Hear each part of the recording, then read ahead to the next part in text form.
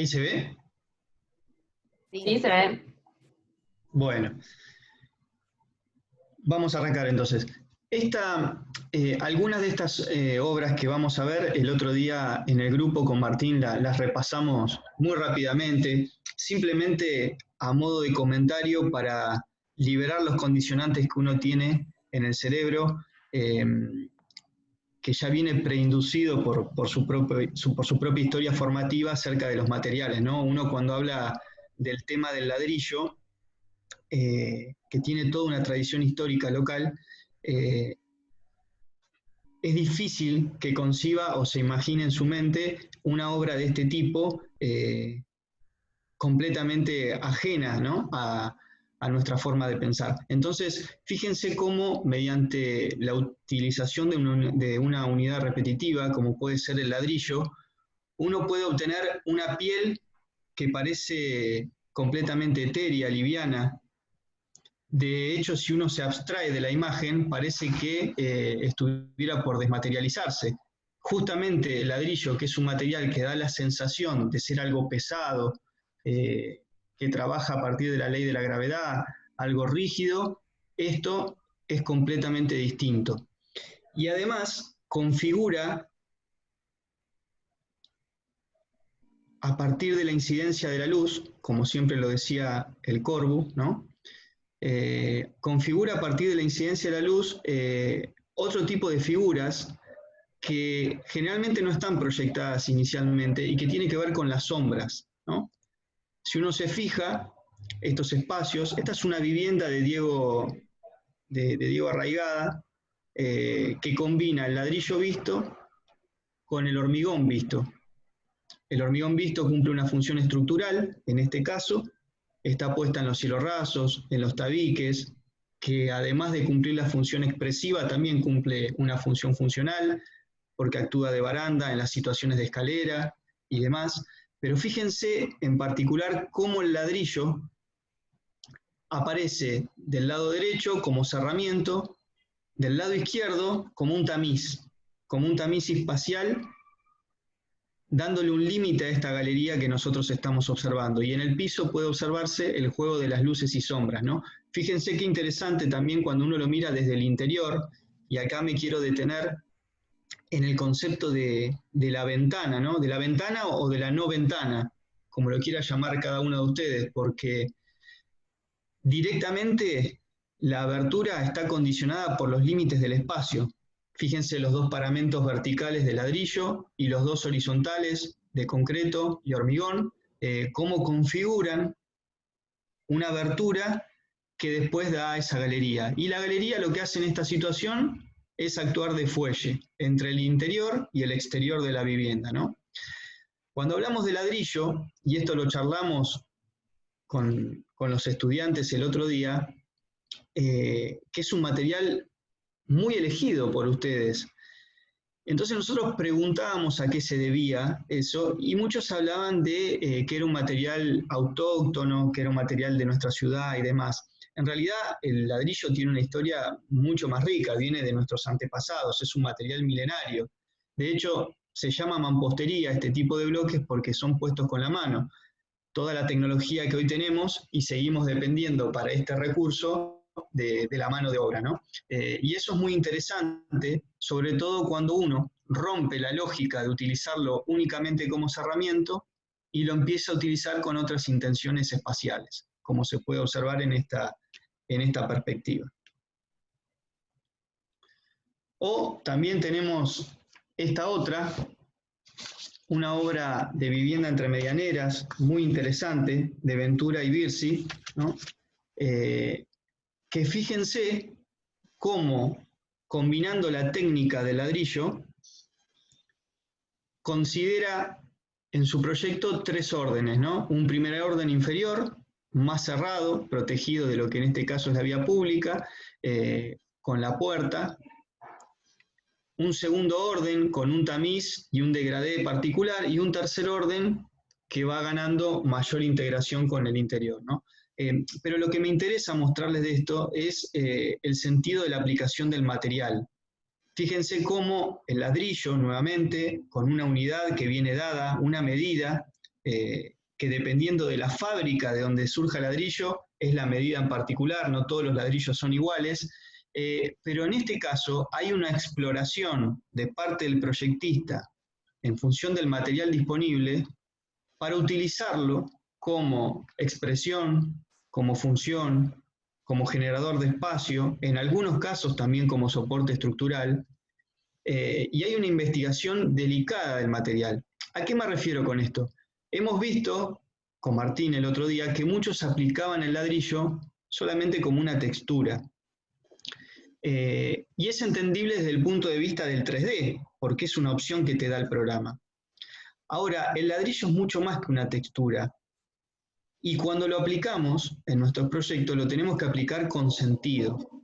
Entonces, no es lo mismo aplicar una textura con cualquier escala en el proyecto, que a veces parecen ladrillos que tienen como 1 metro de ancho por 40 centímetros de alto, que verdaderamente darle la sección y la dimensión que tiene, ¿no?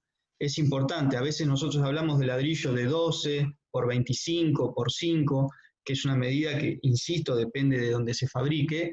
Ese es un condicionante de nuestro proyecto. Ahora, fíjense que el sistema de aventanamientos o el sistema de perforación no es condicionado por una predefinición de un programa de 3D, sino que está pensado íntegramente en función de las búsquedas espaciales.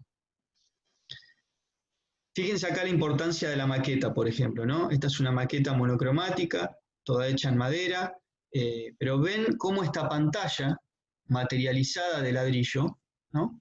Es un tamiz de seguridad, es un tamiz de luz, es un tamiz espacial que termina brindando de ciertas calidades espaciales al interior de la vivienda. A la izquierda, la imagen que se ve a la izquierda y tiene una combinación de 2 materiales, por ejemplo, como ustedes tenían que seleccionar, y el ladrillo dispuesto en otra posición, ¿no? Con una junta rasada, ¿no? Ya no con una junta tomada, como veíamos en el caso anterior. El tema de la junta es importante también, porque cambia la percepción, cambia la sombra que genera el material, cambia la técnica de aplicación, y también el hormigón empieza a aparecer en este proyecto. Y el hormigón aparece con una tecnología que después la vamos a ver, que siempre está dada por el tipo de encofrado que uno utilice. Pero vuelvo al tema de la abertura. Fíjense los vanos. No es una ventana convencional, es una ventana que está pidiendo la idea del proyecto. Está pensada por el arquitecto, ¿sí? No es un insumo que viene predefinido. Tema hormigón. Insisto que podríamos haber elegido centenares de obras. Esto es un breve recorte que nos ayuda a hablar de un material, ¿sí? No tiene ninguna intención morfológica ni predilección por un estudio de arquitectura, simplemente es para hablar del material. Esta es una obra de Luciano Krug, donde está trabajado el hormigón, en este caso con un encofrado de hormigón a tablas, en su máxima expresión, ¿no?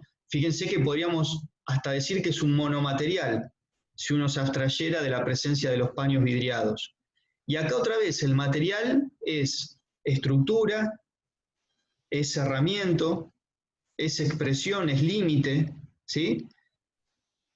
Y fíjense cómo una figura escultórica como esta, como un objeto de diseño, los planos de cierre, los planos vidriados, son prácticamente el residuo, por así llamarlo, que deja los pliegues del hormigón, ¿sí? Es un completamiento del vacío.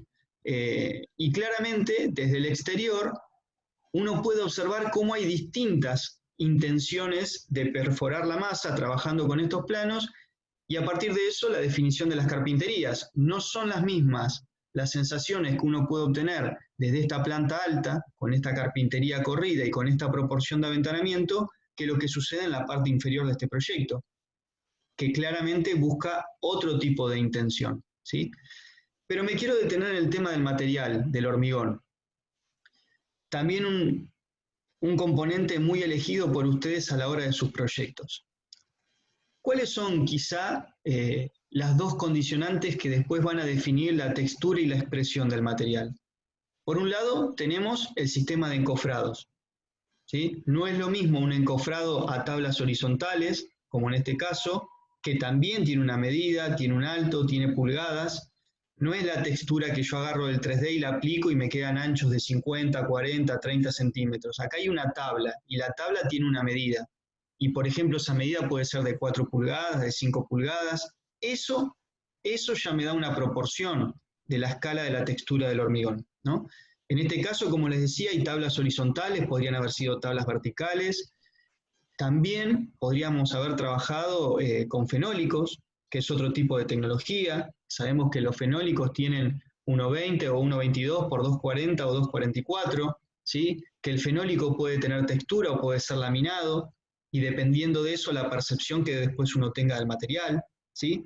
Entonces, fíjense la importancia de las definiciones en este ejercicio que nosotros estamos haciendo de lógica material, de la tecnología, para que la representación que después ustedes hacen en el 3D, en la maqueta analógica o en los planos, sea fiel o lo más fiel posible a la realidad.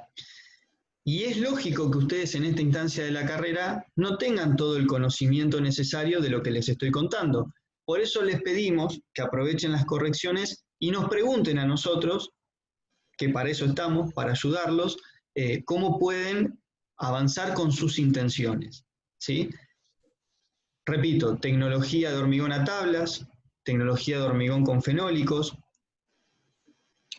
También, no es este el caso, pero uno podría pensar, hay una obra muy conocida en Capilla del Monte, en Córdoba, que está en las sierras, que está trabajada con un hormigón ciclopio, ¿no? El hormigón ciclopio es muy interesante también, porque lo que hace es combinar un agregado grueso de mayor sección, al que estamos viendo en fotografía, y deja una textura muy particular. Se puede utilizar piedra de río y se hace un colado de un concreto mucho más líquido y genera una textura muy, muy interesante. Esa obra que les digo está en la revista Suma 73, si alguno la quiere buscar. Y acá tenemos esta otra imagen, que se ve un poquito pixelada, pero me gustaba mostrarla porque acá el hormigón aparece ya con otra función adicional a las que les conté anteriormente. En muchos trabajos aparece el tema de la protección solar. La otra vez Maya en una corrección dijo que los paños de vidrio estaban muy buenos para abrirse y ganar las vistas en relación al paisaje, pero que también había que protegerse. Porque como les dijimos el otro día, está muy bien para un determinado momento del día, pero puede generar bastantes conflictos en otros momentos del día. Y acá el hormigón también aparece con una función de parasol. Si tengo que nombrar al arquitecto que mejor ha desarrollado esto y que lo conocen ustedes desde el primer año que entraron a la arquitectura, es Le Corbusier. Los parasoles de Le Corbusier en hormigón están estudiados al detalle, y pueden observar ustedes y buscar en internet gráficos que hablan de cómo la incidencia del sol a partir del azimut, la altitud y demás garantizan una protección de las galerías, garantizan y demás, ¿no? También tenemos un héroe nacional en ese sentido que es Vladimiro Acosta.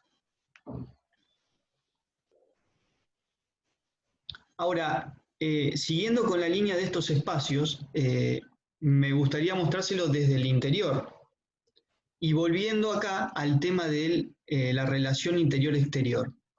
¿Y cómo aparecen las carpinterías, los aventanamientos? Fíjense cómo, para una situación de estar que tiene que vincularse con el espacio exterior, hay una selección de carpintería, que no es un bloque, es proyectada por los arquitectos, que va de piso a techo. Y utilizando determinados elementos espaciales, en este caso el cielo raso de hormigón, que pasa de largo, si ustedes se fijan al fondo, el hormigón pasa de largo y aparece un plano de hormigón fuera del ambiente, la percepción del que está en el interior de este estar no es que el espacio finaliza donde está el paño vidriado. En este estar el espacio finaliza donde están los bosques que aparecen allá atrás, donde están los árboles. Y eso es una intención proyectual. Ahora, nosotros tenemos que ser capaces de diferenciar cuándo es necesario hacer esto y cuándo no. A dónde abrirse para hacer esto y a dónde no. No es lo mismo una buena orientación que estar acá en Mar del Plata, arriba de una loma, orientado al sur. Quizás ahí tenemos que buscar otro tipo de respuesta. Pero lo que me interesa es que ustedes observen cómo hay un diálogo referido a una misma idea entre los materiales sólidos y los que tienen otro tipo de transparencia, los que son más translúcidos. También les sugerimos nosotros el uso de construcciones industrializadas, construcciones que no son húmedas, que son livianas, que tienen otro tiempo de desarrollo, mucho más rápido, y que también logran otras características expresivas. Hemos detectado que muchos de ustedes han seleccionado también la chapa como material de trabajo, ¿sí? Ahora, la chapa, además de dar otro tipo de expresión, de terminación, como les decía anterior, mucho más industrializado, también tiene algunos requisitos que son propios y lógicos del sistema. No son los mismos aventanamientos los que podemos lograr con el ladrillo y con el hormigón que los que podemos lograr con la chapa. Ahora, así y todo, no son ventanas tipo sacadas de un programa de 3D. Fíjense que hay toda una intención de perforación de la masa que lo que busca es lograr un equilibrio entre lo lleno y lo vacío. Y también, utilizando la chapa, no solo como revestimiento, que ese es un tema importante, sino la chapa como límite arquitectónico, también hay una intención de la cubierta. Es lógico que si trabajamos con chapa, tengamos cubiertas inclinadas. Y cuando trabajamos con hormigón y con ladrillo, si bien también pueden haber cubiertas inclinadas, aparecen mucho más las cubiertas planas. Pero eso tiene que ver con el tema de la expresión y con el tema de la función. Hay un sentido de escurrimiento de las aguas, claramente, ¿sí? Pero fíjense en este caso cómo esta vivienda busca abrirse hacia las mejores vistas y hacia la orientación peor, más condicionada por los vientos y por las fuertes lluvias, las perforaciones son mucho más controladas. Ahora, la chapa tiene, cuando se acerca a un aventanamiento, ciertas condiciones constructivas de terminación. No es que llega la chapa y terminó ahí y pongo la ventana, ¿no? Hay toda una cuestión para resolver que después vamos a trabajar con ustedes. Y la chapa también puede aparecer combinando materiales y de distintos colores. Acá vemos una galería completamente descubierta y a la derecha vemos una galería semicubierta, ¿no? Que combina también el uso de la chapa con la combinación de algunos materiales en construcción en seco, revoques y pintados de blanco. ¿Por qué generalmente a veces se busca este tipo de efectos? Porque el blanco se lleva muy bien con el reflejo de la luz. Entonces a veces estos recortes, además de pronunciar la profundidad que tienen determinados espacios, colaboran con la incidencia de la luz. O fíjense, una chapa más conocida también por nosotros, una chapa natural, color aluminizado, y me interesaba de esta perspectiva ver el sentido de las perforaciones. Una planta alta con perforaciones más controladas para los ambientes superiores que tienen que ver con los dormitorios, y en planta baja un sistema de carpinterías con un riel de paneles plegadizos que lo que te garantiza es una apertura total del ambiente, dependiendo, y ahí vuelvo al tema del aventanamiento, que es algo que nos preocupa bastante. Vemos que en los programas de 3D generalmente ustedes tienen limitaciones de dos opciones, o son alternativas de abrir o son alternativas corredizas, ¿sí? Pero no son las únicas variantes tipológicas que tenemos de relacionarnos con el exterior. Nosotros podemos tener paneles corredizos, pero que tengan más de una sola guía. ¿Y qué es lo que te permite tener más de una sola guía? Que vos podés juntar la totalidad de los paños o un mayor número de paños concentrados en un solo módulo. Y eso te da una mayor amplitud de la relación entre el espacio exterior con el espacio exterior. Y fíjense este caso, esta alternativa, el uso de paneles plegadizos. Permite exactamente lo mismo y en mayor grado, ¿no? O también el uso de una construcción industrializada. En el máster de ejemplo nosotros les dimos el conjunto de nubes blancas que tiene características similares a este que estamos viendo, pero acá, además de utilizar la chapa como un cerramiento, después aparecen otros elementos, ¿no?, que se ven acá como líneas, algunas más gruesas, algunas más finas, que combinan mallas electrosoldadas, perfiles de hierro, que generan espacios semicubiertos, espacios de transición. Y estos espacios de transición pueden ser tanto como para acceder a una vivienda, como para expandir de una vivienda, ¿no? Inclusive está pensado con estos tensores que se figuran acá arriba, que en algún determinado momento del año la vegetación pueda crecer y pueda trepar. Entonces, dependiendo de la vegetación que uno utilice, puede conseguir un parasol natural que en determinados momentos del año esté y en otros momentos, cuando no se lo necesite, deje de estar para ganar influencia solar en determinados espacios de la vivienda. Y me pareció interesante finalizar con este otro ejemplo, ¿no?, donde aparecen también una construcción que busca claramente ganar altura para gozar de las mejores vistas, pero es una construcción que combina la industrialización desde un nivel hacia arriba y después abajo, lógicamente, para sustentarse, aparecen las bases de un sistema en húmedo, ¿no?, utilizando hormigón. Pero vuelvo al sistema de aventanamiento. La chapa, en este caso trabajada de forma horizontal, está en sentido de un módulo, respetando un módulo. Las aberturas van de arriba a abajo, ¿no? Y hay detalles, tanto superiores como inferiores, que permiten contener los límites constructivos de la chapa. Acá, en esta obra que les estoy mostrando, es otro sistema de mampuestos que también les sugerimos a ustedes que utilicen, ¿no? Acá, en este caso, son bloques prefabricados de concreto, ¿no? En algunos casos lo llaman también hormigón celular.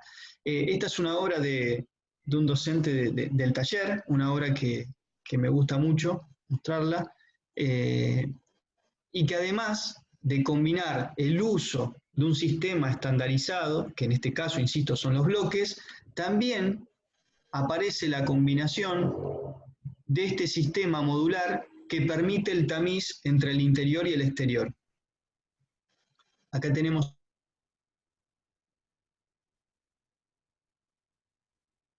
blanco, pero lo que hay en este proyecto es una intención de generar una masa única que a partir de una pintura color blanco permite la unificación entre los bloques y la losa superior que aparece con la sección que es la que estoy señalándoles acá con la manito. Y fíjense que en esta obra también aparecen elementos que a ustedes también les van a aparecer. Por ejemplo, acá hay un conducto. Este conducto es un conducto de una parrilla, por ejemplo. Todos ustedes en sus proyectos tienen parrillas en cada una de las viviendas. Y el conducto va a aparecer, porque si no le estamos a estar tirando el humo al vecino que está al lado cuando estemos cocinando. Entonces, aparecen elementos que nosotros vamos a tener que dar respuesta. En este caso, se elige expresar el elemento. Hay otros que podrían encauzarlo dentro de la misma volumetría, utilizando el mismo material. Hay distintos tipos de oportunidades, ¿sí? Y también aparecen otros elementos que también los vamos a tener, por ejemplo, tanques de agua u otros espacios de servicio que forman parte de la expresión del proyecto. Fíjense, esta es una imagen también muy interesante porque la junta de estos bloques, ¿no?, una junta marcada, coincide con la junta del módulo microperforado que permite esa relación entre el interior y el exterior, ¿no? Este es otro tipo de tecnología disponible para que ustedes utilicen. Y para lo último, voy a mostrar estas últimas imágenes, dejando abierta la oportunidad de que en otra clase charlemos acerca de otros materiales como la madera, la piedra, revestimientos tipo acero corte, en aluminio y demás, que también se pueden trabajar y forman parte de la selección, pero me interesa hablar de los sistemas de control solar. Acá, en este caso, tenemos ya no una carpintería de vidrio plegadiza, sino un sistema de protección solar plegadizo que permite generar este tamiz de luz, pero que cuando nosotros plegamos y abrimos estos paneles, tenemos una percepción total del paisaje circundante, ¿sí? Ahora, esto que nosotros le estamos mostrando tiene toda una relación constructiva que está determinado por los materiales que utilicemos. Hay una estructura, hay una sección de estas varillas verticales que no vienen dadas por ningún programa de 3D. Esto lo tenemos que proyectar y diseñar nosotros, ¿sí? No es algo que viene dado. Lo mismo, este otro tipo de sistemas, que pueden ser fijos también los parasoles, no siempre tienen que ser desplazables, corredizos y demás. Fíjense esta obra que está a la izquierda. Hay un degradé, hay una desmaterialización del sistema que va de lo más cerrado a lo más abierto en este otro extremo, ¿sí? Y la misma función de cerramiento se transforma poco a poco en oportunidad de apertura de ingreso de luz o de percepción del espacio circundante. Y a la derecha tenemos estos sistemas verticales que buscan generar un doble orden. El primero que toma la altura de acceso y el segundo toma la altura y media que culmina con esa terminación de chapa superior, ¿no? Acá hay un juego mucho más aproximado al código de barras, donde hay una intercalación entre elementos que aparecen y desaparecen en el doble orden. O esta otra obra, que es muy interesante también para investigar. Estas últimas imágenes son de Carlos Ferrater, de algunos proyectos que están en España, pero cómo, y esto lo muestro no solo ya por lo material, sino también por lo espacial. Hay muchos de ustedes que están trabajando con viviendas puente, que esas viviendas lo que buscan es dejar una pasante inferior, y generalmente a veces queda el estar o el comedor volando, ¿no? Y acá se ve claramente eso. Si ustedes se quieren ubicar, donde está parado el observador es el acceso, la zona de acceso a esta vivienda. Y fíjense las perspectivas que obtienen, ¿no? Una pendiente, diría que en algún caso similar a la nuestra, ¿no? Que podría uno pensar que allá en el fondo esté parte del espacio común, las mejores vistas y demás, y el estar aparece claramente flotando. Y estos elementos verticales que brindan la modulación de la carpintería y de los vanos de abrir, cuando el sol gira por la tarde, por la sección que tienen estos elementos, también actúa de parasol. Ya no es un parasol tan rígido y tan tamizado, sino que está mucho más abierto y determinado por la modulación de estos parantes. Y esta otra imagen también de Ferrater es una imagen muy característica de sus obras. Esta es una escala de vivienda mucho mayor a la que nosotros estamos trabajando, pero el sistema industrializado que cubre las fachadas también es factible de ser aplicado por nosotros. En este caso hay una combinación de materiales metálicos y de aluminio, ¿sí? Y genera este juego de llenos y vacíos. Todos son paneles corredizos, solo algunos son fijos, que le da dinamismo a la fachada. Nosotros vimos un ejemplo de este en el máster, que es Carabanchel, ¿no? Que también tienen ustedes para analizarlo. Pero fíjense cómo este juego de llenos y vacíos, en algún momento del día los paneles pueden estar solapados, entonces la relación de las viviendas con el interior es mayor y la fachada cambia, por eso la llamamos fachada mutante. Y además, la modulación, que no solo es en horizontal, sino también es en vertical, arriba del todo busca un remate. ¿Y por qué quería charlar sobre eso? Porque algunos de los trabajos de ustedes han preguntado acerca de utilizar la cubierta, pero generaba la duda de decir, bueno, pero la cubierta queda demasiado expuesta, uno no está protegido, ¿cómo puedo hacer para lograrlo? Entonces acá hay un ejemplo de un edificio donde el mismo sistema, con la misma modulación, se transforma en la parte del remate, en la parte superior, en un espacio semicubierto completamente aprovechable, ¿sí? Entonces, esta es la última.